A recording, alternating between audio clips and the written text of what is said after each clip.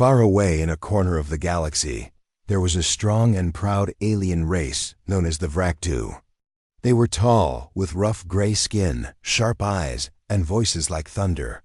The Vraktu believed in only one thing: strength. They ruled many star systems by force and fear. Every year, on the red moon of their home planet Dronak, the Vraktu held a special event. It was called the Feeding of the Golan. The Golan was a huge creature they had raised from ancient times. It was covered in dark scales, with glowing red eyes, sharp claws, and teeth like blades. No one ever survived its hunger. The Vraktu believed the Golan kept their people strong. They fed it the living to show that weakness would never be accepted. This year, they brought something different. During a raid on a destroyed human outpost on the edge of Sector 9, Vraktu warriors found a human child. His name was Remai. He was small, thin, with short black hair and dark eyes full of silence. He did not cry when they took him. He did not fight. He just watched with a calm face as everything around him was burned. The Vraktu laughed. "The humans are weaker than we thought," said Chief Nargle, one of the war leaders. "Even their young have no fire." They decided Remy would be the next offering to the Golan. Inside the giant arena, the Vraktu gathered. Thousands of them stood in circles, cheering, shouting, hungry for the beast to feed. Drums beat like thunder. Fire climbed into the sky. The Golan roared inside its deep stone pit, shaking the ground. It had not eaten for weeks. A tall Vraktu guard opened the cage that held the boy. Remy stepped forward slowly. He was only 10 years old, but he walked without fear. He looked small against the wide-open arena. The wind pulled at his torn shirt. In his hand he held something, a tiny piece of food wrapped in old cloth, the last thing he had kept from Earth. The gate opened. The ground trembled. The Golans' growl echoed through the arena like a storm. Remy was pushed into the pit. The crowd went silent. Everyone waited. The Golan rose from the shadows, 12 feet tall, its tail long like a whip, its mouth filled with rows of teeth. It looked at the boy. It sniffed the air. Remy stood still. His hands were shaking, but he did not run. Slowly, he opened the cloth and held out the small food piece, a dried fruit bar from Earth. The Golan came closer. The Vraktu waited for blood, but something strange happened. The Golan did not attack. It stopped just a step away from the boy. Its nose twitched. Its red eyes blinked slowly. Then, gently, it reached out with its giant snout and took the food from Remy's hand. It did not bite him. It did not roar. It sat down. Gasps filled the arena. No one moved. The Golan made a low sound like a soft growl, but it was not angry. It almost sounded calm. Chief Nargle stood up. "What is this? Why is it not eating?" "Him." Another Vraktu warrior stepped forward. He gave it food. The beast accepted it. "No," said an elder named Shorel, her voice serious. "This is not right.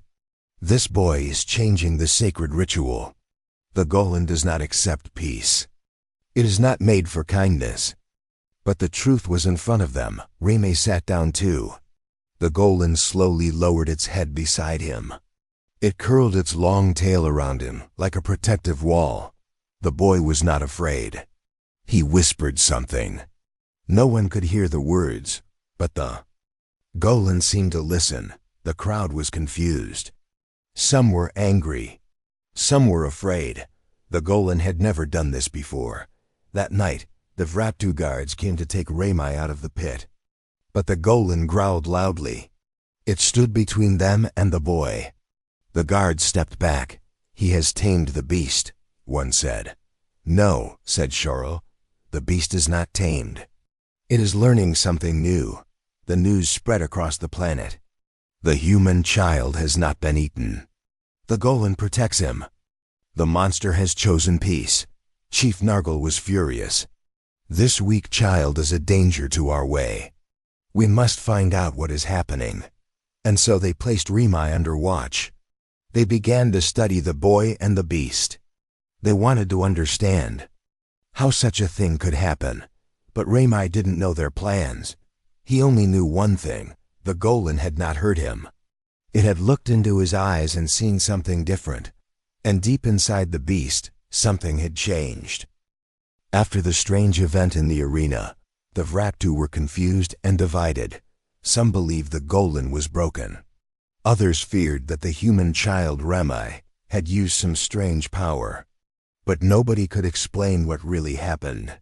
The only clear thing was this: the golem, their most feared creature, had not harmed the boy. Instead, it had accepted him. Now, Ramai was no longer left alone. He and the golem were kept inside a large observation chamber, deep under the Vraktu fortress. The walls were made of thick glass and metal. Guards stood outside day and night. Cameras watched every move. The golem stayed close to the boy, always calm when Ramai was near. It did not roar. It did not try to escape. It only growled if someone came too close to Ramai. The Vraktu leaders gathered in a tall meeting tower above the chamber. Chief Nargle pointed to a screen showing Ramai sitting beside the beast. "Look at this. The golem sleeps beside him like a pet. This is not normal." Shorel, the elder, looked thoughtful. "It is not weakness. It is something else. This boy. He did not use fear or force. He used peace." And the golem listened. "Peace is not our way," Nargle replied sharply. "We must understand this human. If he can change the golem, what else can he change?" The Vraktu scientists began testing the bond. They placed small machines and sensors on both Ramai and the beast. The golem did not like it, but when Ramai touched its side and spoke gently, the creature allowed it. The scientists watched closely. The beast's brain activity changed when Ramai was near. Its heart beat slower. Its muscles relaxed. It showed signs of trust, something the Vraktu had never seen in it before. Ramai did not understand their language, but he watched them with careful eyes. He stayed calm. He shared the little food they gave him with the golem. Sometimes he even talked to the creature, using soft words and hand gestures. The golem seemed to understand. One day, the Vraktu tested something new. They dropped a small robotic drone into the chamber. It flew fast and made loud noises, flashing red lights. It was meant to scare the golem, to test its reaction. The golem rose quickly, roaring at the drone. Its tail whipped across the floor.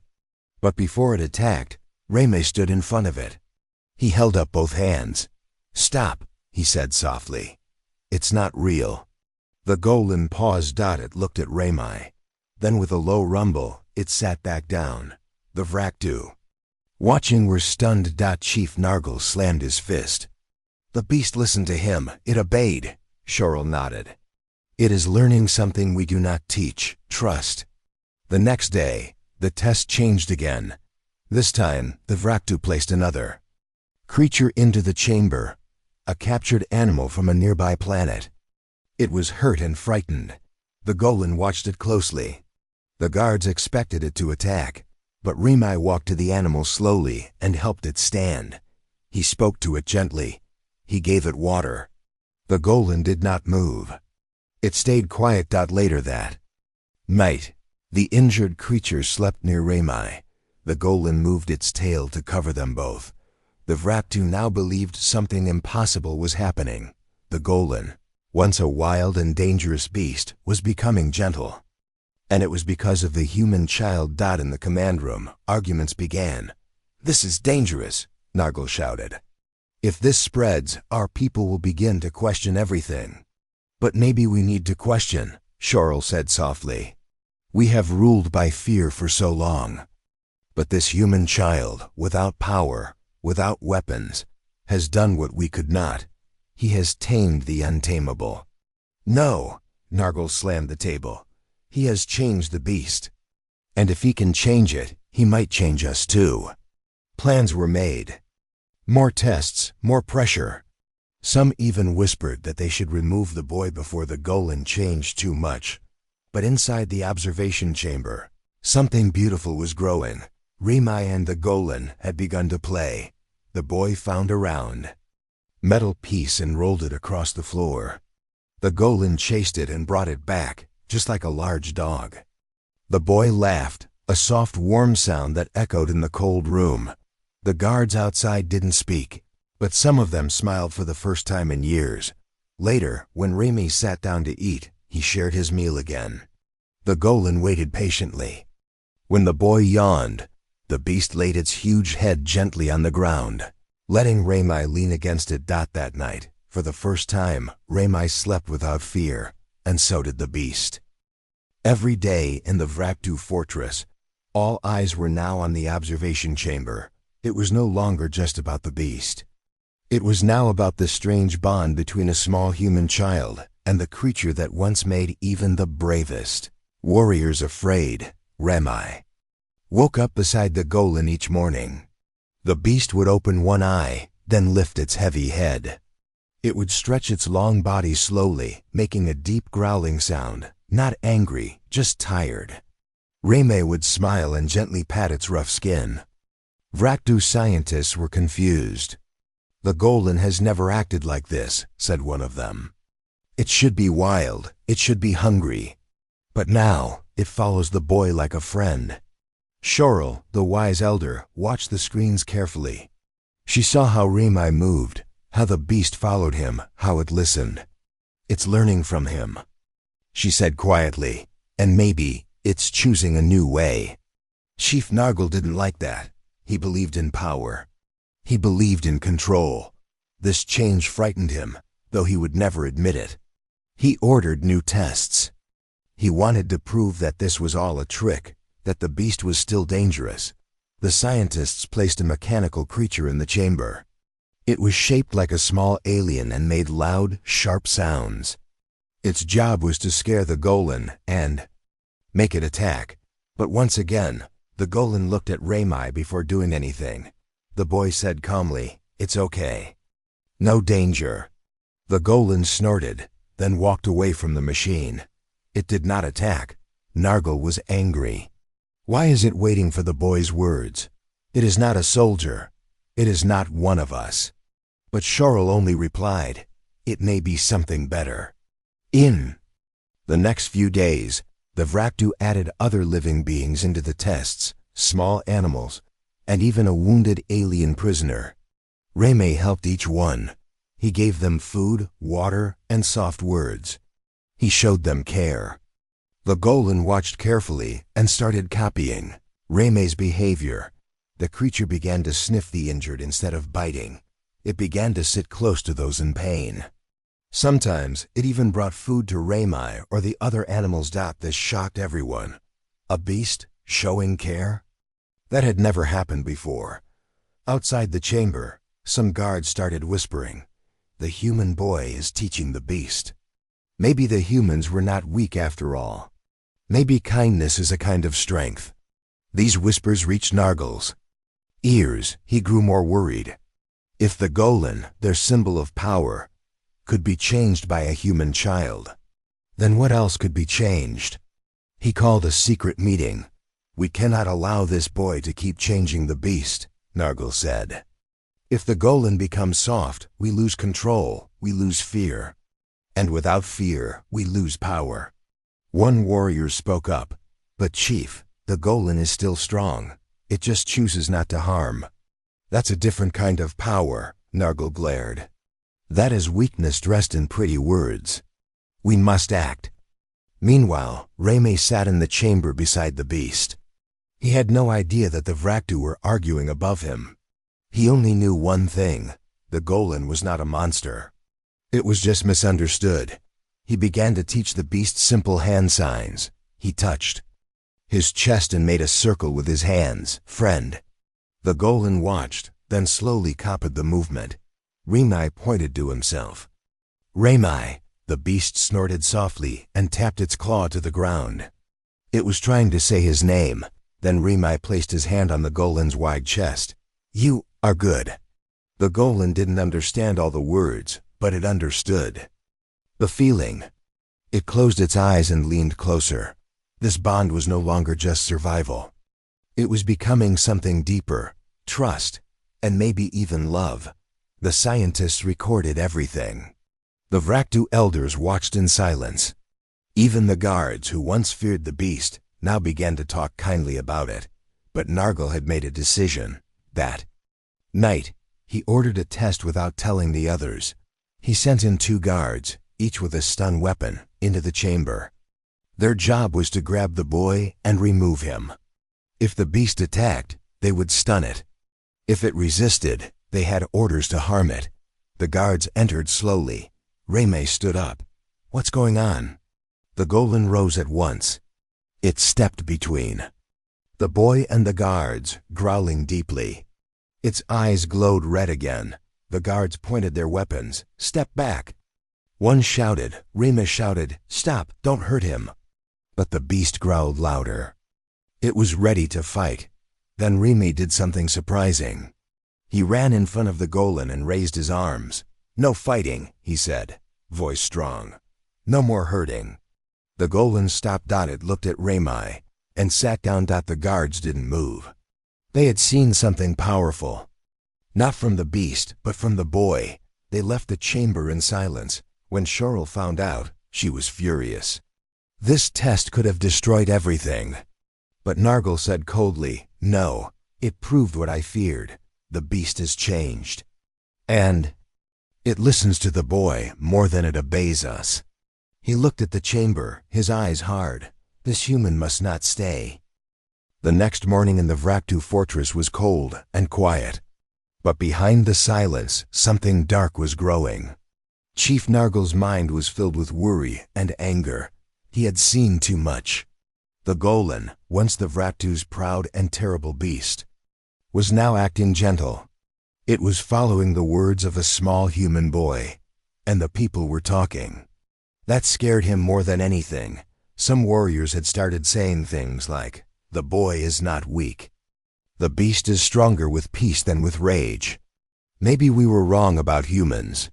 Nargle could not allow such thoughts to spread. To him, peace meant weakness. He called the science team. "We will begin the trials," he said. "Real trials. We must break the bond between the child and the beast." Shorel, the elder, stood nearby. "And if the bond does not break?" she asked. "Then we end it," Nargle replied coldly. Later that day, the observation chamber changed. Walls turned darker. Loud noises came from hidden speakers. The lights blinked in strange colors. The golem growled, confused. Reme looked around, unsure what was happening. Then the first trial began. A strange creature was dropped into the chamber. It was loud, fast, and dangerous. It had sharp teeth and moved like lightning. It attacked without warning. The golem jumped forward and smashed the creature away with one strike. But when it turned, it saw Reme holding his arm. The creature had scratched him. The golem roared so loudly the glass walls shook. But Reme reached up with his good arm and touched the beast. "I'm okay," he whispered. "It's not your fault." The golem lowered its head. It sat beside him and guarded him until the pain passed. The Vraktu scientists took notes. Nargle watched with tight fists. "It still protects him," he sighed. "Fine, let's make the next trial harder." Trial 2 was crueler. This time, the scientists filled the chamber with smoke. Strange smells made breathing difficult. The golem panicked for a moment, but when it saw Reme coughing, it wrapped its tail around him and lifted him high near the clean air vents. The beast took the smoke instead of the boy. Later, when the smoke cleared, Reme sat beside the coughing beast. He placed a wet cloth over its face and whispered, "You helped me. Now I'll help you." The scientists could not believe what they were seeing. One Vraktu engineer whispered, "The beast feels pain." "For him," another said, "and yet it does not run, it stays." Nargle's face was hard as stone. "Still not enough. Try again." Trial 3 was something different. This time, the Vraktu did not attack the beast. They hurt the boy, A floor panel opened and shot a small electric shock near Raymai's leg. It was not deadly, just enough to hurt. The golem went wild. Its eyes glowed red. It banged the floor. It roared so loud the guards outside covered their ears. It stood between the floor panel and the boy, shaking with anger. But before it could strike, Raymai shouted, "No!" He hugged the beast's front leg. "Please, no fighting. I'm okay." The golem stopped again. Slowly, it calmed down. The guards outside were speechless. One of them whispered, "He's not just taming it. He's teaching it." After the third trial, Raymai was tired. He sat in the corner of the chamber, his eyes heavy. The golem sat beside him and rested its head gently in his lap. He stroked its thick skin slowly. "I don't know why they're doing this," he said softly, "but I'm not afraid. Not when you're with me." The golem didn't speak, but it let out a soft sound, something like a sigh. For a moment, there was peace again. But in the high tower, peace was the last thing on Nargle's mind. "These trials are failing," he shouted. "This boy is a threat. He changes the beast with no weapon, no command. Just his voice, just his heart." Cheryl stood and faced him. "Maybe that's the point," she said. "He did what we never could. He found the beast's soul." Nargle pointed a shaking finger at her. "You speak like the weak. You forget what made us strong." "No," Cheryl said firmly. "I see now what true strength looks like. It's not in claws or fire, it's in mercy." But Nargle would not. "Listen." He made a final order. "Prepare the last trial. This time, we push the beast to its limit. And if it still refuses to return to its true form, we remove the boy." Back in the chamber, Raymai sat against the wall, watching the stars through the glass above. He whispered to the golem, "Do you think they'll let us go? Do you think they'll ever believe what we found here?" The golem didn't answer, but it stayed close, outside. Machines began to hum. The final trial was coming. But no one, not Raymai, not the beast, not even the Vraktu, could predict what would happen next. The Vraktu fortress was quiet, but inside, a storm was building. Chief Nargle had given the final order. One last trial, the most dangerous of all. If the golem still refused to return to its violent ways, then both the boy and the beast would be removed. Guards prepared machines deep under the chamber. Large weapons were hidden in the walls.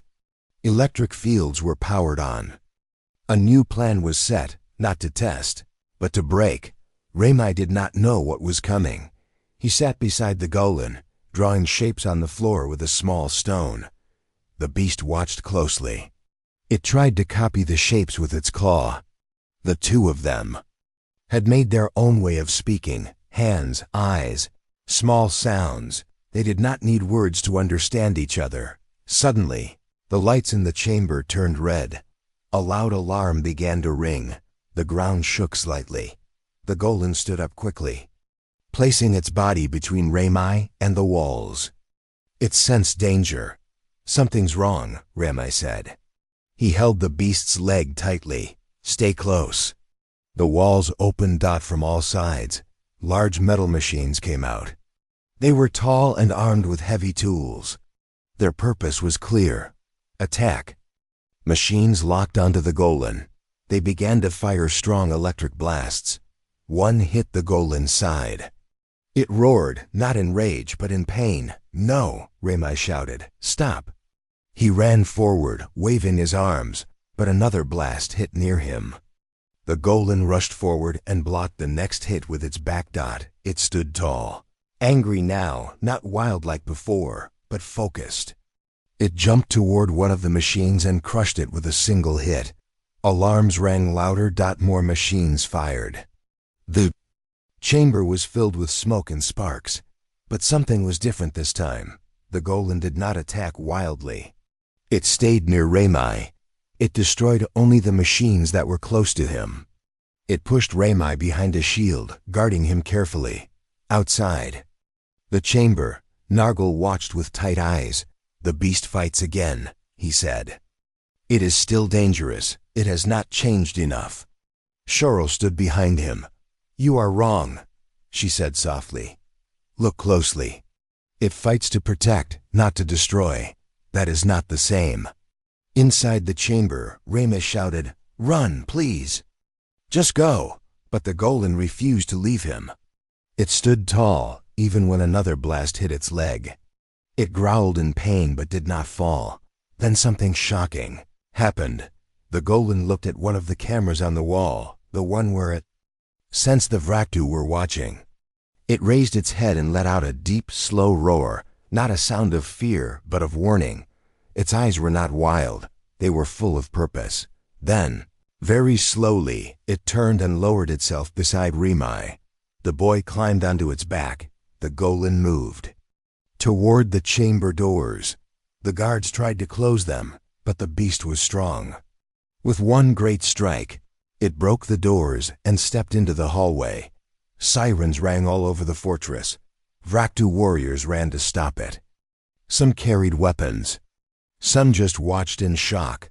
But the beast did not attack them. It walked calmly through the hallway, carrying the boy on its back. If someone aimed a weapon, it only growled. But it did not hurt anyone unless they attacked. First, and Rame sat on its back, holding on tightly. Please, he said to the guards they passed. We don't want to fight. Some of the Vraktu lowered their weapons. They had never seen the golem like this, calm, quiet, full of control. One young warrior whispered, The beast is not wild anymore. It listens, another replied.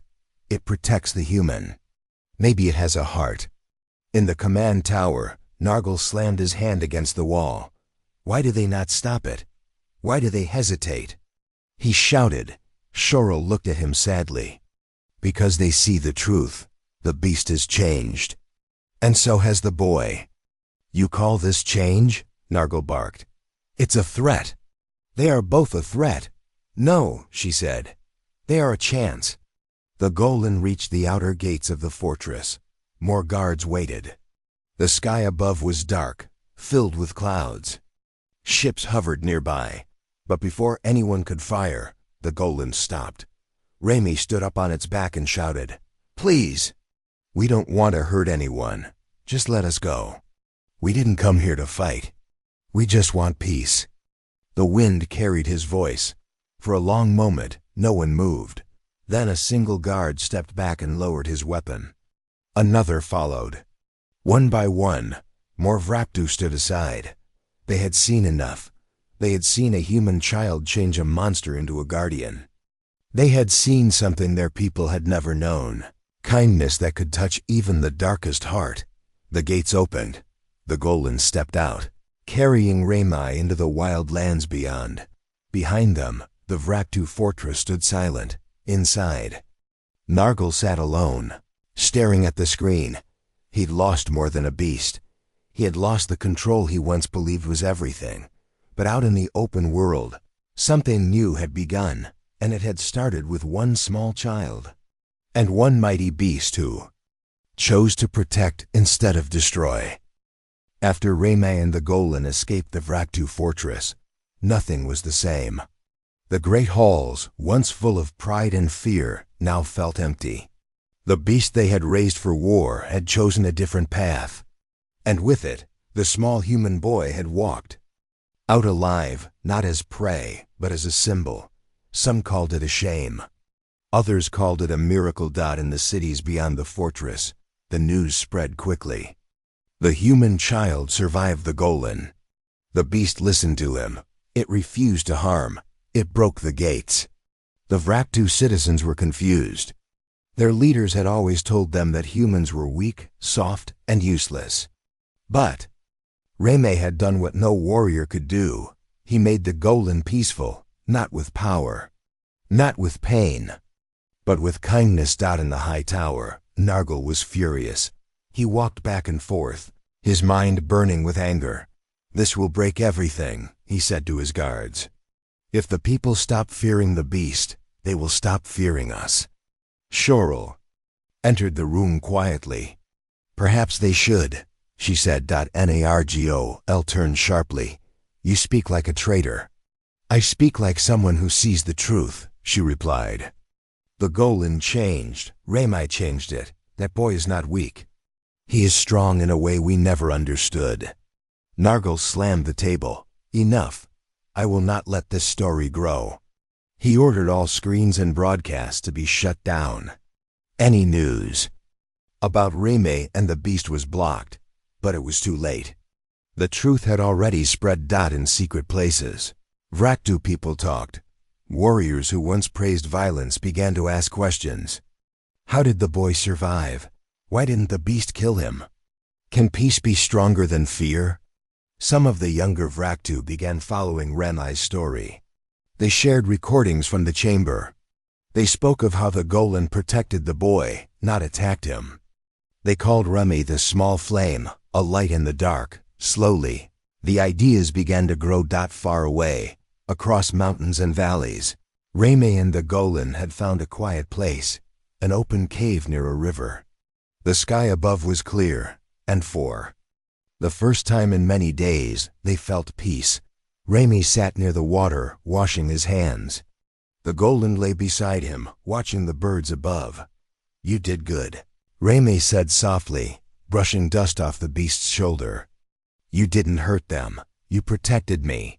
The Golan made a low, soft sound, a sound of calm. They had no home. They had no plan. But they had each other, and that was enough. One night, while Ramai was asleep beside a small fire, the Golan noticed something. Footsteps. It stood up slowly, eyes glowing in the dark. From the trees, several Vraktu stepped out. But these were not soldiers. They had no weapons. They carried food and water. Ramai woke up to quiet voices. A tall Vraktu with green eyes stepped forward. We are not here to fight. The Golan growled lowly, but did not move. We came to see the truth, the Vraktu said.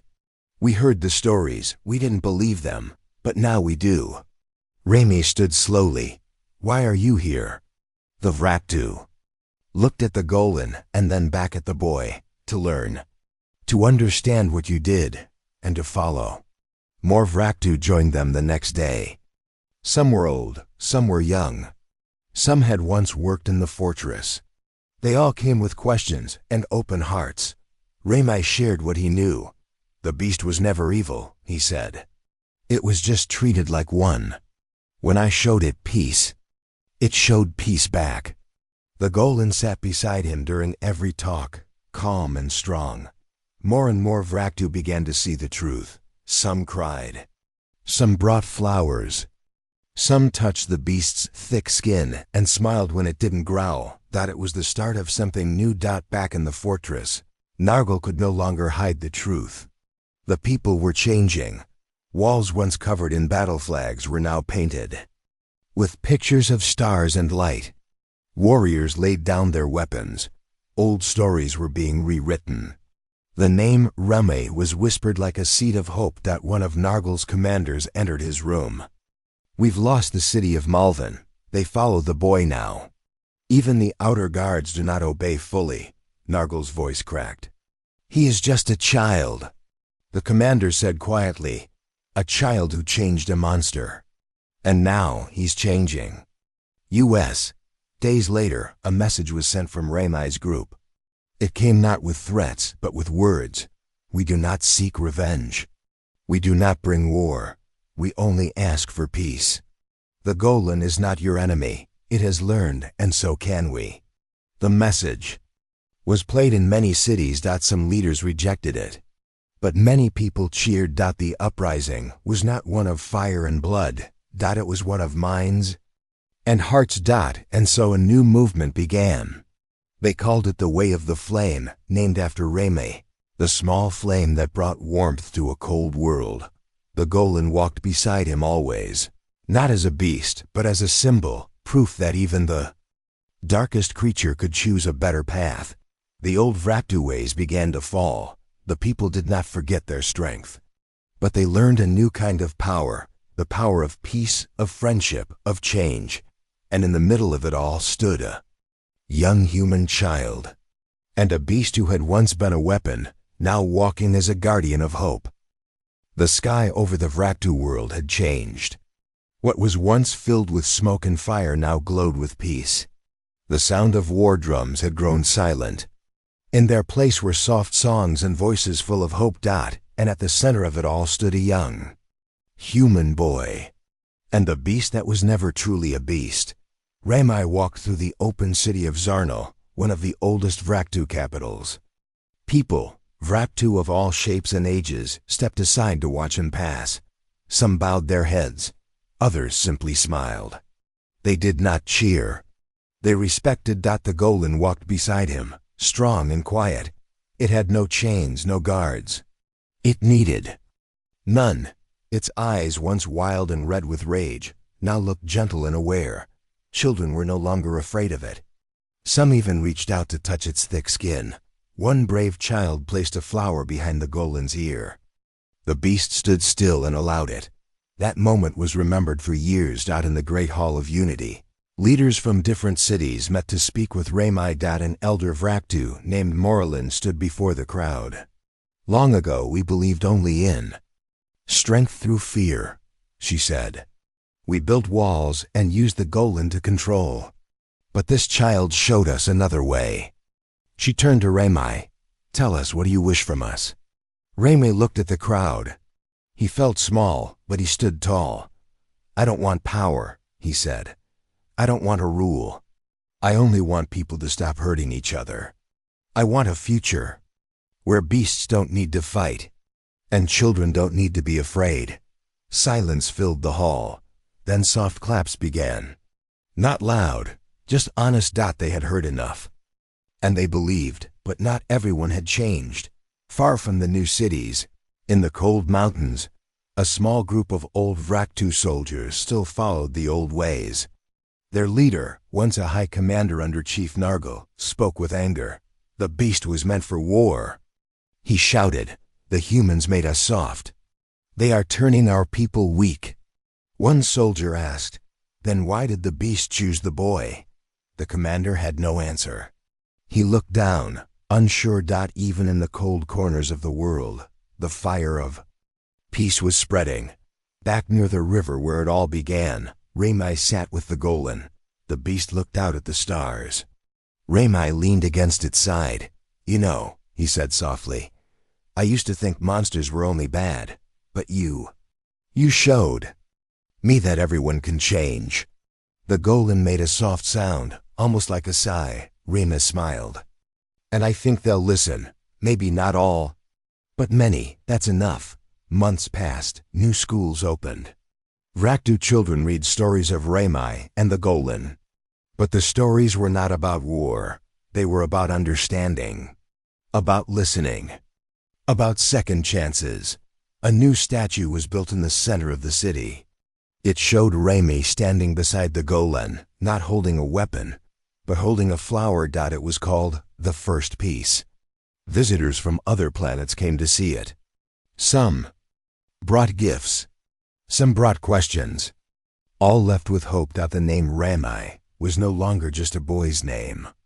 It became a word used across the galaxy. It meant peace. It meant change. One night, under a quiet sky, Shorel sat with Ramai near a campfire.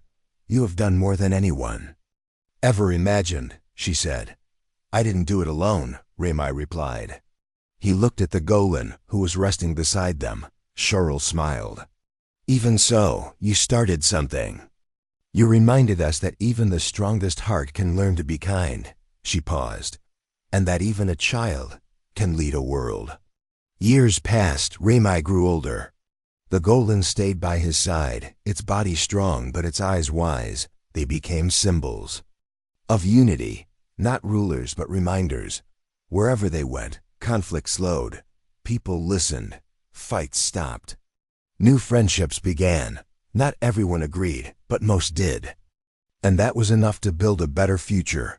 One day, Ramai stood at the top of a hill, looking over a green valley full of life.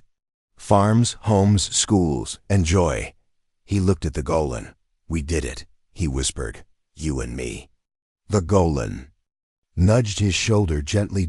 And for the first time in years, Reme laughed freely. It was not a laugh of victory. It was a laugh of peace. Epilogue. Long after Reme's time, his story lived on. Not as a tale of war, not as a tale of power, but as a tale of hope. Alien children across the stars read about the small human child who was once thrown into a beast's pit, and how he walked out with a friend instead of fear, and how that friendship changed a world. Forever.